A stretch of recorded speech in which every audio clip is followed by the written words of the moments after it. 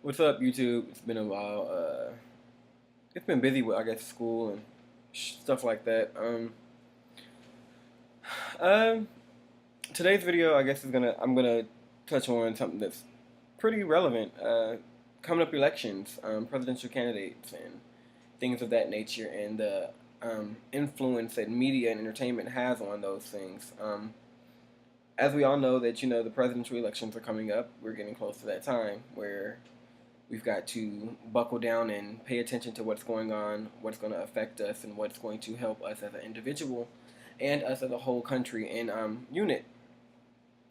Um, First, I'd like to touch on the Nicki Minaj topic. I know I gave her some grief on my Facebook page, Facebook Harvey Dent, or yeah, Facebook Harvey Dent. Subscribe. I gave her some grief on Facebook about her little verse about I'm a Republican, I'm voting for Mitt Romney, lazy people need to get off their asses or whatever the case may be. That's not verbatim, but the grief, the grief that I'm giving her is whether it's a joke or not. You don't specify that it is a joke. You don't go into detail that it is a joke. And the Republican Party are trying very hard to defend that 1% and that class level that is just controls the nation's wealth. They're trying to defend what's theirs. But that other 99% of the country is working class. We're working people. We're students. We're um, those who are we are the ones who are going to be affected by this election if it goes the wrong way. I'm not saying that anyone is wrong for who they're voting for. You have your own personal beliefs and feelings. What I'm saying is that when you're a public figure, you should watch what you say, because what you're doing is you're guiding those too ignorant to actually read up and pay attention to what's going on with political figures. There are plenty of people who will only vote just because Barack Obama is black. They will only vote because they heard Nicki Minaj say she's voting for Mitt Romney. They will only vote because they heard their friend is voting for Ron or for whoever else. I was gonna say Ron Paul. They're only voting for people who are.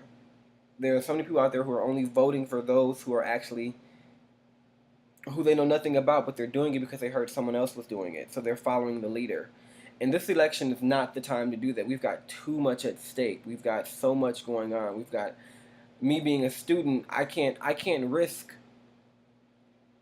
there being no money for schooling. I can't risk surviving, having to go to school, work, live, and all that stuff, and that's being risked being taken away.